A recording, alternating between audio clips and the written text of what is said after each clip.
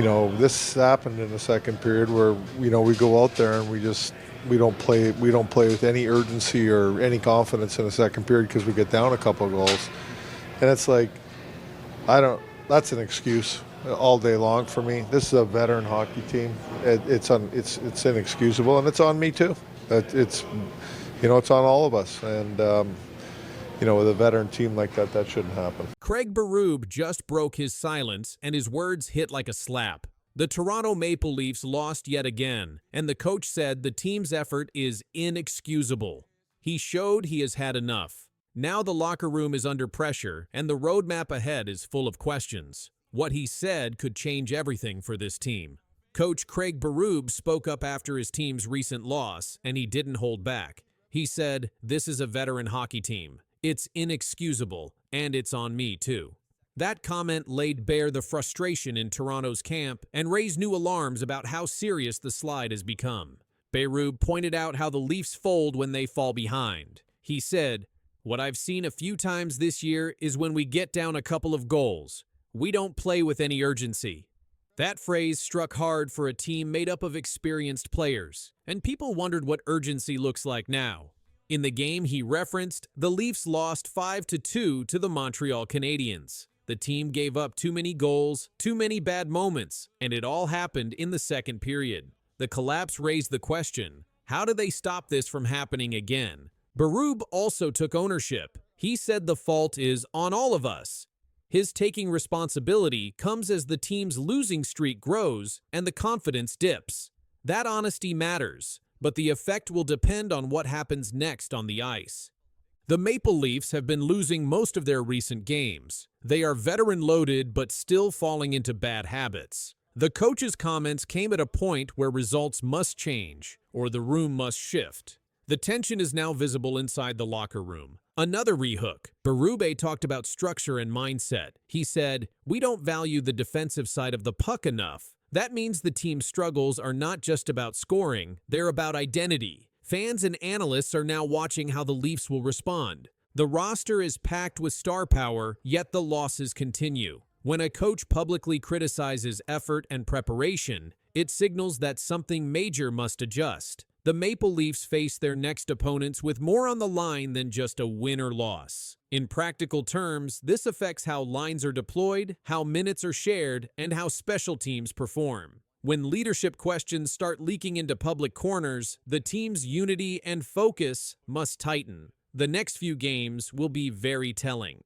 Another rehook appears. The coach's words echo across the league. Other teams see the tension. Opponents know Toronto is vulnerable. The Leafs will need to fight more than ever to prove those words were not just talk. Despite the names and skill on the roster, the simple hockey fundamentals winning battles, checking hard, sticking to structure, are faltering. Berube identified those small details. When those fall apart, even a deep team can suffer. The growing doubt is now part of the narrative. The next stretch of games could define the season. If the Maple Leafs can't fix the core issues Berube highlighted, the losses may multiply. At the same time, a short burst of strong games could flip momentum back. That makes every crease, every play, every action matter. Coach Berube's message will echo at practice, in the locker room, and on the bench. But the true test comes in games. When pressure mounts and adversity strikes, how the team responds will show if the criticism was needed and if the team can handle it.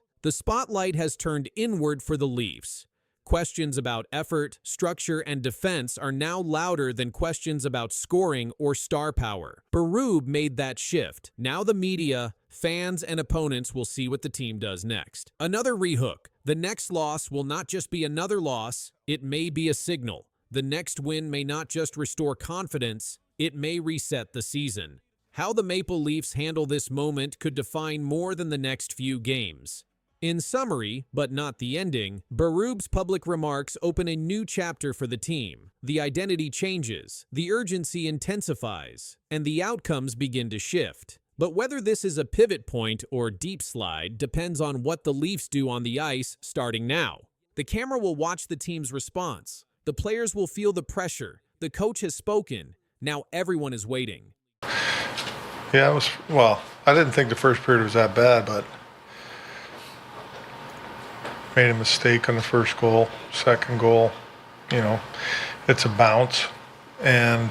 But what upsets me is we come out in the second period down 2-0. You think we're going to make a push, and we didn't. Craig Berube didn't talk about the win. He talked about what went wrong. He said the Maple Leafs aren't playing the way they should. What he said after the game left people wondering how the team will respond. Craig Berube is the coach of the Toronto Maple Leafs. He is known for being tough. He wants his players to work hard all the time. But lately, he's not happy with the team. He says the players are not giving full effort. He says they do not play strong hockey for the whole game. In interviews, Berube said, "It's got to be better." That's the bottom line. He was talking about how the team plays. He says they start strong, then stop playing hard. Or they play bad in the beginning and try to fix it later. He does not like that. He wants them to play hard every minute. He told the media, "We still haven't found that elusive consistency. This means the team is not steady. Some games are good, some games are not." Berube does not think that's okay. He says a team like the Maple Leafs should play their best every time. Berube also got upset during a game. In the locker room, he yelled at the players. One player said, "Chief came in and said a few things. You can use your imagination for that." That shows how serious he was. He was very upset with how they were playing. Some players agreed with him. William Nylander said the team's effort was terrible and unacceptable. Morgan Reilly said they played their worst hockey in a long time. Even the players knew they had to be better. Berube also made changes to the team. He benched a player named Matias Michelli. That means he didn't let him play. He said, "I thought he could give us more." After the player returned and played better, Berube said he was competitive all over the ice. These words and moves show that Berube is not afraid to speak out. He wants his team to do their job. He wants them to be serious. He wants them to win, but only if they play the right way. Berube doesn't just talk to the media. He shows what he means with his action. When he thinks a player is not working hard, he will take them out of the lineup. That sends a message to the rest of the team. He wants them to know that every shift matters. When Berube talks about effort, he talks about the full game. He says his team has not played a full 60 minutes. That means they may play well in the first period, but then stop pushing in the second or third. Berube says that is not good enough. He wants hard work from the first minute to the last. The Maple Leafs have good players. Their record shows they can win games, but Berube says winning is not the only goal. He wants the team to play with heart. He wants them to battle for the puck. He wants them to skate hard, block shots, and defend. He says without that, the wins will not last. Berube's coaching style is not quiet. It's direct. It's loud when needed. He does not hide what he thinks, and he doesn't give easy praise. When players work hard, he tells them. When they don't, he tells them that too. Fans have seen the coach get mad during games. They have heard his strong words after losses, but what matters most is how the team responds. Some players have agreed with him. Some may feel pressure, but Berube keeps saying the same thing. They must be better. Every game matters in the NHL. Berube wants the Leafs to play with energy, not just skill. He wants them to be strong from start to finish, and he will keep pushing them until they do. 3 years ago, the Montreal Canadiens were the worst team in hockey, dead last. Matt, fans are left with hope for next season. Yeah, of course, Maya. As difficult as this loss is, this elimination is for Habs fans, there is a lot to look forward to, and that's because the Montreal Canadiens are considered to be a young team in the NHL. Trying to swoop in front, plays it in front of the net. Nick Waugh scores! Waugh has scored in overtime, and this series is tied. Back to Matheson. Pedersen knocked him down. Just going to get away with it, too. Pedersen attacking from the side. He scores! Oh, man. No. A complete embarrassment. Today, they're one of the most exciting teams in the NHL. Frankie, you cover this team very closely on TSN's regional broadcasts. From what you've seen, what's the #1 reason for this team's incredible start? How did this happen? One man, Kent Hughes, and he had never been a GM before in his life. This is the story of how one man with zero experience outsmarted the entire NHL and saved hockey's most famous team. Let's go back to 2022. The Montreal Canadiens were a disaster. They had just lost more games than any team in the league. Their best players were old or injured. The fans were angry. The future looked dark. The team needed a hero, but who could save them?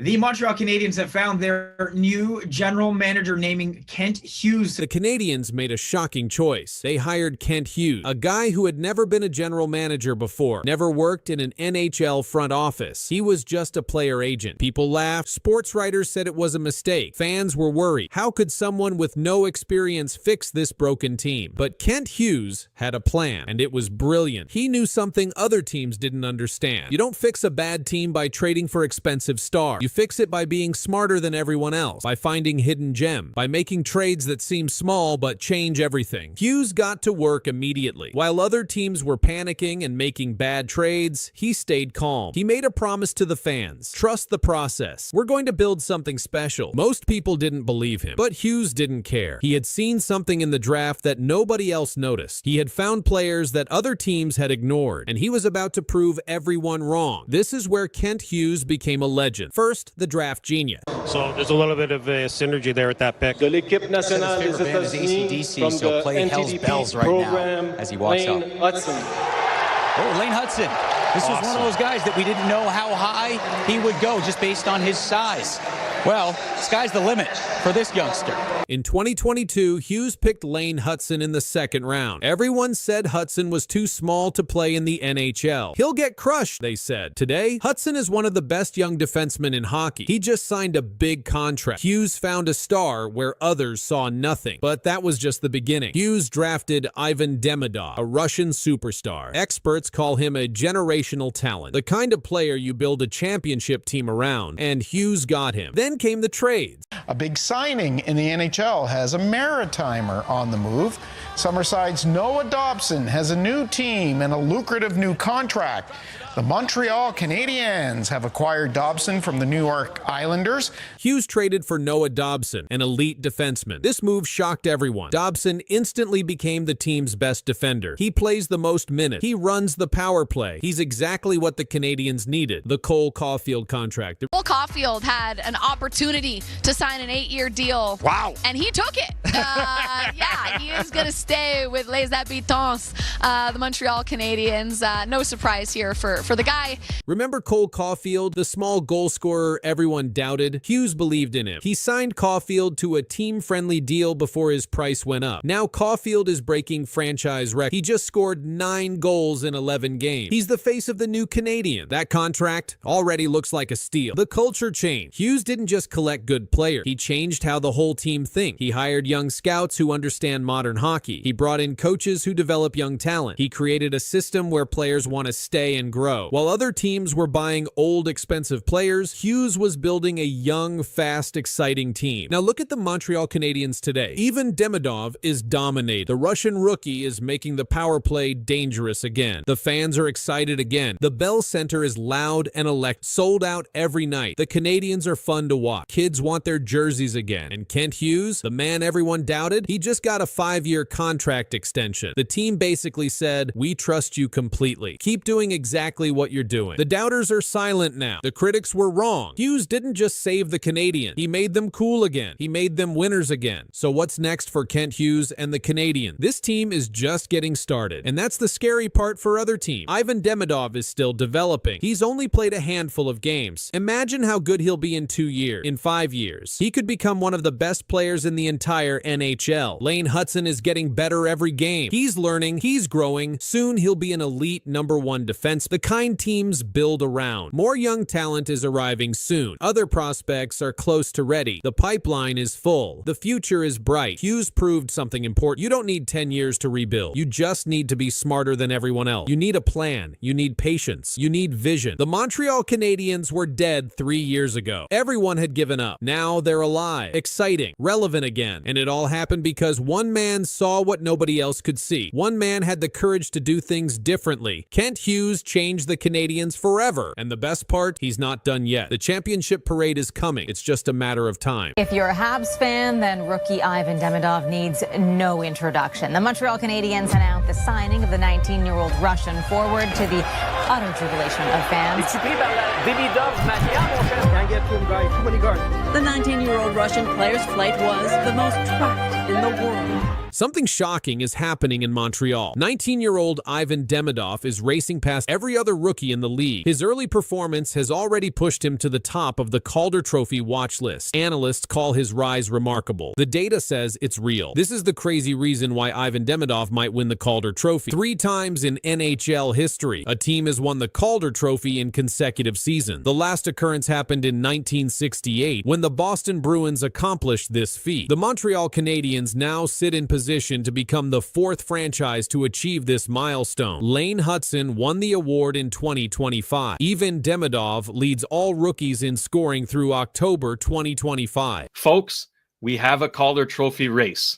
Ivan Demidov is right back in it. 9 points in 10 games to start the season. Ivan Demidov has 9 points through his first 10 NHL games in the 2025-26 season. He has scored 2 goals and recorded 7 assists. This places him first among all rookies in scoring. Demidov became the first Canadiens rookie to score 9 points in his first 10 games since Stephen Lebeau in 1989-1990. On October 25, 2025, Demidov recorded his first 3-point game in the NHL. He scored 1 goal and added 2 assists in a 4-3 victory over the Vancouver Canucks. Montreal Canadiens captain Nick Suzuki commented on Demidov's play. "He's a great player on the power play," Suzuki said. "His poise and vision, he's always finding play, finding seams. He's got a good shot, and he's probably run every single power play he's ever been on, so he's got a lot of reps on those." Head coach Martin St. Louis moved Demidov to the first power play unit before the game against Vancouver. St. Louis explained his decision. "I've known all along that Demi can play on the first power play," St. Louis said. "I got to a certain point with Demi where I felt like he had showed me that he's willing to play on the other side of the game, the defensive game, and he's bought in, and he's actually very attentive and trying to keep getting better." The Canadiens' power play statistics improved after adding Demidov to the first unit. Without Demidov on the first power play unit, Montreal averaged 93 shots per 60 minutes. With Demidov, the team produces 125 shots per 60 minutes. This represents a 34% increase in shot production. High danger scoring chances also increased. Without Demidov, the Canadiens generated 22 high danger shots per 60 minutes on the power play. With Demidov, they produce 36 high quality chances per 60 minutes. This equals a 63% increase in dangerous scoring opportunity. Demidov currently plays 13 minutes and 47 seconds per game on average. He skates on a line with Alex Newhook and Oliver Kapanen at 5-on-5. NHL conducted a preseason poll for the 2025-26 Calder Trophy race. 15 voters participated in the poll. Demidov received 74 voting points. He earned 14 first-place votes. Matthew Schaefer of the New York Islanders finished second with 39 points. Jimmy Snuggerud of the St. Louis Blues placed third with 19 points. During the 2024 NHL Scouting Combine, Demidov answered a question about which player he most resembled. "I think it's a combination of Kirill Kaprizov and Jack Hughes," Demidov told Montreal Canadiens manager. Matthew Schaefer was selected first overall by the New York Islanders in the 2025 NHL Draft. He turned 18 years old on September 5, 2025. He became the youngest defenseman in NHL history to score a game-winning goal at 18 years and 46 days old. He extended his career-opening point streak to 6 games. Schaefer recorded his first multi-point game during this stretch. Jimmy Snuggerud was selected 23rd overall by the St. Louis Blues in the 2022 NHL Draft. He scored 51 points in 40 games during his final season at the University of Minnesota. He recorded 4 points in 7 regular season games for the Blues at the end of the 2024-2025 season. He added 4 points in 7 playoff games. Demidov averages 2.7 shot attempts per game and 0.9 shots on goal per game through the first 10 games of the season. He maintains a +3 rating. Demidov uses a wide skating stance referred to as 10-2 positioning. This technique allows him to move east-west across the ice with speed. Elite Prospects 2024 NHL Draft Guide described Demidov's skill set. The guide stated, "Every move serves a purpose, whether improving the quality of his look as a shooter or creating openings in the defense that he can exploit as a distributor." Dan Milstein serves as Demidov's agent through Gold Star Hockey. Milstein discussed Demidov's mental approach to the season. "He deleted all social media from his phone and completely disconnected from the media," Milstein said. "Ivan focuses only on hockey and family. His personal stats don't really matter to him." The Montreal Canadiens hold an 8-3-0 record through through October 28, 2025. They sit in first place in the Atlantic Division. Nick Suzuki has 13 points during a 9-game point streak. This represents the longest point streak in the NHL for the 2025-26 season. The Canadiens have 3 third-period comeback wins this season. This total leads the NHL. Montreal went 2 for 3 on the power play in their victory over Vancouver on October 25, 2025. The Toronto Maple Leafs have won the Calder Trophy 10 times. This represents the most wins by any franchise. The Chicago Blackhawks rank second with 9 Calder Trophy winners. 10 defensemen have won the Calder Trophy since 1980.